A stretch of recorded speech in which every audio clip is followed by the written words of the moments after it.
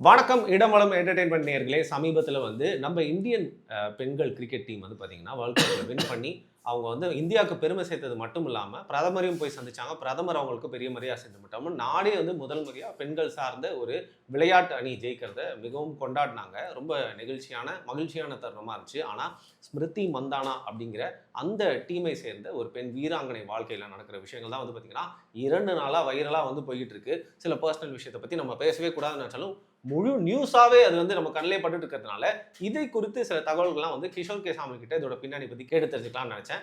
வணக்கம். வணக்கம். ஸ்மிருதி மந்தானா எங்க பார்த்தாலும் ஃபுல்லா அந்த பேராவே இருக்கு. என்ன நடக்குது அவங்களோட வாழ்க்கையில? ஏன் இவ்வளவு பரபரப்பு அப்படிங்கிறது சொல்லுங்க. அவங்க வாழ்க்கையில நிறைய பரபரப்புகள். முக்கியமானது என்னன்னா அவங்க பெற்ற வெற்றி. சமீபத்தில் அந்த கிரிக்கெட் கோப்பையை வெற்றி பெற்றது. பிரதமர் அவங்களெல்லாம் அழைத்து ஒரு ஹைட்டி அவங்களுக்கு பேசி ஒவ்வொருத்தரோடையும் அவர் உரையாடினார் அப்படின்றது. ஊட்டிலாம் விட்டாரு நிறைய பேருக்கு. அவங்க மேலே அவ்வளோ ஒரு பாசத்தை காண்பித்தார்கள். அந்த பாசத்திற்கு உரியவர்கள் தான். ஏன்னா அந்த அளவுக்கு அவங்களுடைய சாதனை இருக்கு. அதை ஒட்டி தான் இந்த அறிவிப்பும் வந்தது. அவங்க திருமணம் ஸ்மிருதி மந்தனான்றவங்க அவங்க பாலஷ் அப்படின்ற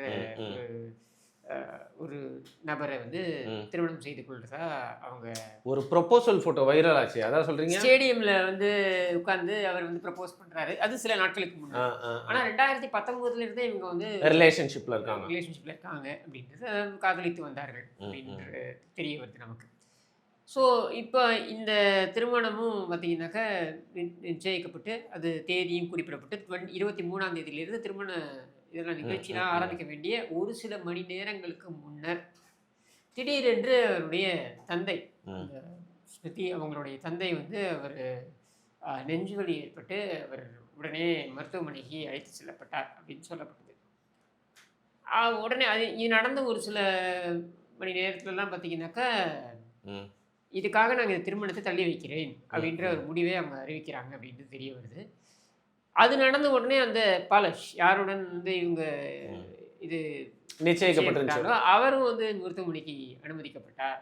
அவருக்கு ஏதோ பிபி ஏதோ ஷூட் ஆகிடுச்சு, ஏதோ வைரல் ஃபீவரோ ஏதோ ஒன்று சொல்லி அவங்களும் இது பண்ணாங்க. இப்போ பெரிய பிரச்சனை என்னென்னா இவங்க இதோட நிறுத்தியிருந்தா யாரும் கேள்வி கேட்க போகிறதில்ல. சரி ஏதோ ஒன்று அவருக்கு அப்பாவுக்கு உடம்பு சரியில்லை அப்படின்னும் பொழுது ஒரு மகளாக அவங்க அவங்களோட இது. ஆனால் இவங்க எல்லா வீடியோஸும் டெலீட் பண்ணுறாங்க. எந்த வீடியோஸ்?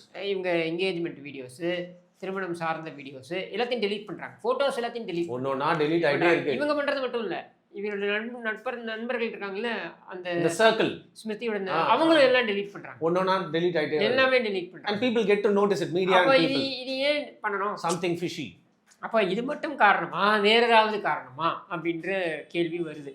அப்போ தான் நிறைய விஷயங்கள் வெளியில் வருது. நீங்கள் பார்த்தீங்கன்னாக்க அவருடைய வாட்ஸ்அப் சேட் அப்படின்னு சொல்லி அது நிறைய வெளியில் வருது. அவங்களே வெளில விடுறாங்க. யாருன்னா ஒரு கொரியோகிராஃபர் லேடி ஒருத்தர் இருக்காங்க. அந்த பெண்ணுக்கு இவர் மெசேஜ் அனுப்புறாரு நிறைய. அதாவது ஸ்மிருதி மந்தானாவே வெளியிடுறாங்களா? அந்த வாட்ஸ்அப் இல்லை, அந்த கொரியோகிராஃபர் பொம்பளை அந்த பொம்பளை வெளியிடுது அப்படின்னு சொல்லப்படுது. அந்த வாட்ஸ்அப் சேட்ஸில் எடுத்து பார்த்தீங்கன்னா அது என்ன சொல்லுது, இவன் பேசுகிறான், ஃப்ளர்ட் பண்ணுறான் ஓப்பனாக அந்த பொண்ணுகிட்ட. நீங்கள் வாய ஸ்விம்மிங் நான் போவேன், 2 பேரும் சேர்ந்து ஸ்விம் பண்ணலாம் அப்படின்னு சொல்கிறான். அதுக்கு அந்த பொண்ணு சொல்லுது, நீ தான் உனக்கு ஏற்கனவே என்கேஜ்மெண்ட் நீ எப்படி என்ன கூப்பிடுற அப்படின்னா, அதுக்கும் இதுக்கும் என்ன சம்மந்தம் இருக்குது, ஸ்விம் பண்ணுறதுக்கு நான் உன்னோட என்கேஜ் ஆகணும்னு அவசியம் இல்லையே அப்படின்னு இவன் சொல்கிறான். அதுக்கப்புறம் என்ன சொல்கிறான்னா, எங்களுக்கு long distance relationship LSD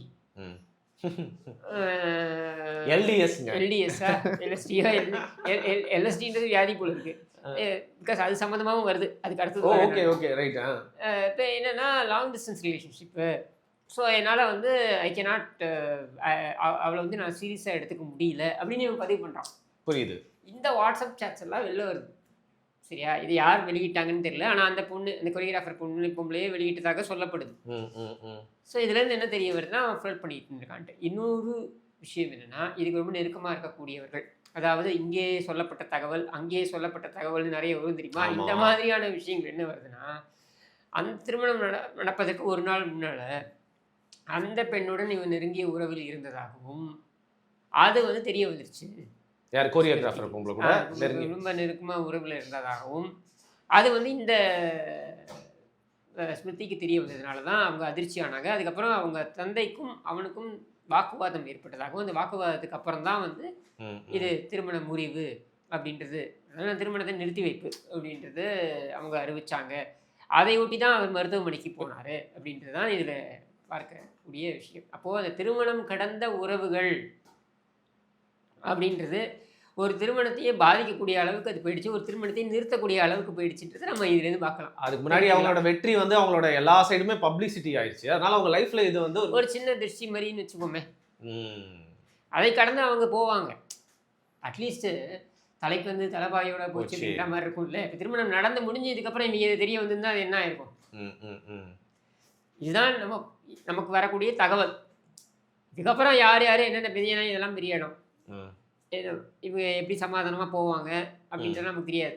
in fact பாலஸ்டுக்கும் நிறைய கான்டாக்ட்ஸ் இருக்குது. அவங்களுடைய சிஸ்டரும் வந்து அவங்க நல்ல வெல் பிளேஸ்டு.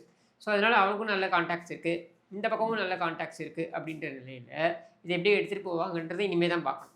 ஓகே. இதில் நீங்கள் ஏதோ ஒரு சொன்னீங்க, எல்எஸ் ஏதோ ஒன்று சொன்னீங்க, அது அப்புறம் சொல்கிறேன் அப்படின்னீங்க. அது என்னன்னா, இதே ஒரு நண்பர் வந்து அவங்க கூட ரொம்ப நெருங்கி இருக்கக்கூடிய நண்பர் என்ன சொல்கிறாங்கன்னா, யார் கூட நெருங்கி இருக்கக்கூடிய நம்பர்? இந்த பாலஷோட அந்த ஸ்மிருதியோட இந்த 2 பேர் குடும்பத்துக்கும் நெருங்கி இருக்கக்கூடிய ஒருத்தர் வந்து அவர் வந்து பதிவு பண்ணுறார். என்ன பதிவு பண்ணுறாருன்னா, ஒரு தீராத நோய் அந்த கொரியோகிராஃபர் பொம்பளைக்கு இருக்குது, அது இவனுக்கும் வரத்துக்கு வாய்ப்பு இருக்குது அப்படின்றதுனால தான் இந்த உறவில் இருந்ததுனால வரத்துக்கு வாய்ப்பு இருக்குது அப்படின்னு சொல்கிறாரு.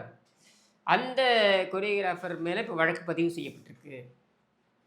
நீ எப்படி உறவுகளே இருந்த இந்த நோயை வச்சுக்கிட்டு அப்படின்னு. It's an offence, right? ஆமாம், இட்ஸ் அன் அஃபென்ஸ் அப்படின்னு சொல்லப்படுது. இது எவ்வளோ தூரம் உண்மைன்னு நமக்கு தெரியாது. பட் அவர் வந்து ரொம்ப நெருங்கிய தொடர்பில் இருக்கக்கூடிய ஒரு நபர், ஒரு கிரெடிபிள் ஃபேஸ்ன்னு வைங்க. அந்த கிரெடிபிள் ஃபேஸ் இதை சொல்கிறார் அப்படின்னும் போது அதையும் நம்ம கருத்து எடுத்துக்கிறது பயமாக இருக்குது. இது மாதிரி திருமணங்களுக்கு முன்னாடி, ஏன்னா இப்போல்லாம் முன்னாடிலாம் கிடையாது, பட் இப்போல்லாம் என்ன பண்ணுறாங்கன்னா அந்த இது வாங்குறாங்க, சர்டிஃபிகேட் போத் சைட்ஸ். நீங்கள் டேட் பண்ணுறப்போ கேட்குறாங்கங்க அதை. ஆமாம், இந்த மாதிரி வந்து எந்த விதமான இதுவும் இல்லை, negative, for example HIV negative அப்படின்னு கேட்குறப்போ இப்போலாம் எஸ்டிடி, எஸ்டிடி, ஹெச்ஐவி, இது மாதிரி எஸ்டிடினா ஹெச்ஐவியும் வருது அதில் நீங்கள் இதெல்லாம் வந்து நெகட்டிவ் அப்படின்றது வந்து இப்போது it's become very normal to ask தட்னு வைங்க. And it is correct also.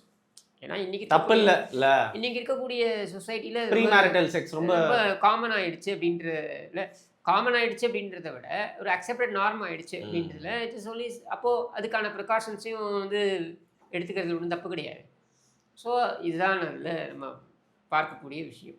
Okay. So ஒரு கிசு கைண்ட் ஆஃப் மேட்டர் தான். பட் கிசுகிசுன்னு சொல்லலாம். ஆனால் அது கிசுகிசு எப்போனா அது இலைமறைவாக நடக்கும்போது தான் கிசுகிசு, அது வெளிப்படையாக நடக்குது.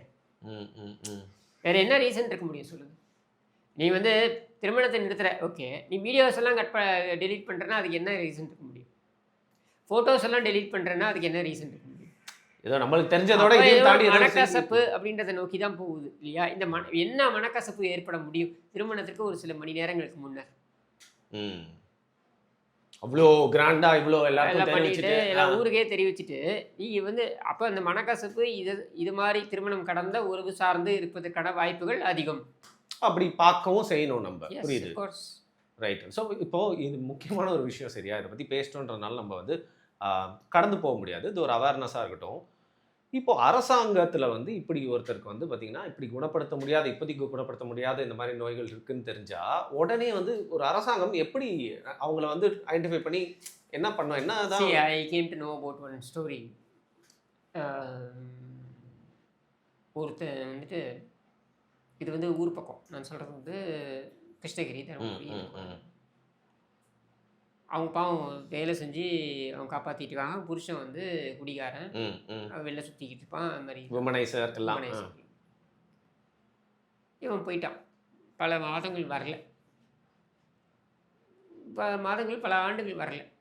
இவங்க வாழ்க்கையை நடத்திக்கிட்டு இருக்காங்க, கஷ்டமோ இது நடத்திக்கிட்டு இருக்காங்க.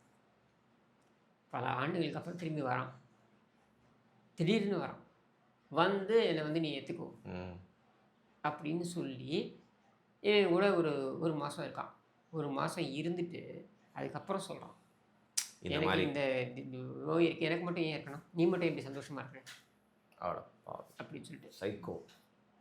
அவங்க வந்து இப்போது சமீபத்தில் இறந்து போனாங்கன்னு நினைக்கிறேன். அவங்க வந்து அவங்களுக்கும் ஷி காட் அஃபெக்டட். அவங்களோட தப்பு என்ன இருக்குது சொல்லுங்கள்? இந்த மாதிரியான பிரச்சனைகள்லாம் இருக்குது. இது நான் நார்மலைஸ் பண்ணி இது எல்லா இடத்துலையும் இப்படி தான் நடக்குதுன்னு நான் சொல்ல வரல. பட் இந்த மாதிரியான பிரச்சனைகள்லாம் இருக்குது. இப்போ இது வந்து ஒரு பெரிய இடத்துல நடக்கிறதுனால ஒரு விஷயம் வெளில வருது. இப்போ சப்போஸ் ஒரு இந்த மாதிரியான ஒரு விஷயம் யாருக்கும் தெரியாது. எவ்வளோ பெரிய ட்ராஜடி இது. அதுவும் சமூகத்துக்கும் ஒரு பெரிய ஒரு ஆமாங்க. பயம் எத்தனை ஏற்படுத்துற பேருக்கு விஷயம்ல. எத்தனை பேருக்கு இன்ஃபெக்ட் பண்ணா நமக்கு என்ன தெரியும்? அதுலேயும் பார்த்தீங்கன்னா, இந்த மாதிரியான நபர்கள் இவங்களுக்கு கவுன்சிலிங் தேவை. ம். ஏன்னா எல்லாரும் பார்த்து கடுப்பாவாங்க. காண்டாவாங்க. எனக்கு மட்டும் வந்துருச்சு அப்படின்னு காண்டாவாங்க, கடுப்பாவாங்க. இது சைக்கலாஜிக்கலாக அவங்க மேலே ஆக்ட் அப்போ சேடஸ் மென்டாலிட்டி வருவதற்கான வாய்ப்புகள் அதிகம். சமீபத்துல தமிழ்நாட்டுல இப்போ இது மாதிரி நிறைய கேசஸ் அதிகமாகுதுன்ற மாதிரி நீங்க அரசியல் பஸ்ல கேள்விப்பட்டோம்ல. அது என்ன பின்னணியில அப்படி சொன்னாங்க? ஒரு பயமுறுத்துன்றதா இல்ல? இல்லைங்க. இது உண்மைதான். இந்த அப்படியா? கேசஸ் முன்னாடிலாம் எப்படி இருக்கும்னா, இந்த லாஜிஸ்டிக்ஸில் இருப்பாங்க பாருங்க. அதாவது ஒரு பல லாரி ஊர்கள் ஏத்திட்டு போகக்கூடியவங்க, போவாங்க. லாரி இந்த மாதிரி பல ஊர்கள் போகக்கூடியவங்களுக்கு இது வந்து திரைப்படங்களே கூட வந்திருக்கு. இது சம்பந்தமா. மிருகம்னு ஒரு நல்ல படம் அவேர்னஸ் மூவி தான். அவேர்னஸ் மூவி அந்த மாதிரி வந்திருக்கு. அப்புறம் அருவி இந்த மாதிரி நிறைய ஆமா. கிடைக்கும். இப்போ என்ன ஆயிடுச்சுன்னா, இது வந்து ஜஸ்ட் நாட் அதனால மட்டும் வருதில்ல. அதாவது உறவு பாலியல் உறவுனால மட்டும் வருதில்ல. டாட்டூ பண்ணுறதுனால வருது. ட்ரக்ஸ். ட்ரக்ஸ் வருது. ட்ரக்ஸ் எடுத்துக்கிறதுனால வருது. இந்த மாதிரி நிறைய விஷயங்கள்னால வருது. சரியா? வந்ததுக்கப்புறம் எப்படி நம்ம ஹேண்டில் பண்ணுறோன்றது தான். இப்போ எத்தனை பேருக்கு அந்த மன உறுதி இருக்குது? முதல்ல அதை வெளிப்படுத்துறதுக்கு எத்தனை பேருக்கு மன உறுதி இருக்குது? ரெண்டாவது முதல்ல அதை உள்வாங்கிறதுக்கு எத்தனை பேருக்கு மன உறுதி இருக்குது? உடஞ்சி போயிடறான். நிறைய பேர் சூசைடே பண்ணிக்கிறான். அப்படி பண்ணிக்க முடியாதவங்க என்ன நினைக்கிறாங்க? அவங்களுக்குள்ளேயே ஒரு இதை வளர்த்துக்கிறாங்க. இப்ப எனக்கு மட்டும் ஏன் நடக்கிறது? எல்லாருக்கும் நடக்கட்டும். ஒரு இப்படி நினைக்கிறதுக்கான வாய்ப்புகள் கூட இருக்குது. நான் எல்லாரும் அப்படி தான் நினைப்பாங்கன்னு சொல்ல வரல. அதுக்காக இதில் பாதிக்கப்பட்டவங்க எல்லாரும் இப்படி தான் நினைப்பாங்கன்னு நான் சொல்ல வரல. இல்லைங்க. ஒரு காலகட்டத்தில் 90ஸ்ல பார்த்தீங்கன்னா இந்த வார்த்தையே எல்லாருக்கும் புதுசாக தெரியறப்போ அப்போ ஒரு பெரிய புரளியா என்னன்னு தெரியல. நீங்கள் தேட்டர் சீட்டில் உட்கார்ந்தீங்கன்னா பஸ் சீட்டில் உட்காந்தீங்கன்னா பார்த்து உட்காருங்க. அதில் வந்து எய்ட்ஸ் இன்ஃபெக்டட் நீடில் வந்து சொருகி வச்சிருக்காங்க. அது மாதிரி நம்ம பண்ண முடியாது. ஏன் ஊத்திட்டு போயிடுறாங்க பஸ். அது மாதிரி பண்ண முடியாது. ஏன்னா அந்த பர்டிகுலர் வைரஸ் இருக்கு இல்லையா, அது வந்து மைக்ரோ செகண்ட் தான் வெளியில உயிர் வாழும். சர்வே பண்ண முடியும். ஸோ அது வந்து ஐ டோன்ட் அக்ரி வித் தட்னு வச்சுக்கோங்க. பட் இந்த மாதிரி ஒரு மைண்ட் செட், மற்றவனுக்கு ஏதாவது ஒன்று பண்ணிடணும் அப்படின்ற மைண்ட் செட் வந்து இங்கே நிறைய பேருக்கு இருக்குது. புரியுது. ரொம்ப இது வந்து பார்த்தீங்கன்னா பயமாக இருக்குது ஒரு பக்கம். இன்னொரு பக்கம் ஒருத்தங்க லைஃப்பில் நடக்குது. அதன் மூலியமாக ஒரு அவேர்னஸாக இதை நம்ம எடுத்துக்கிட்டோம்னு பார்க்கலாம். மிக்க நன்றி உங்களோட இன்சைட்ஸ்.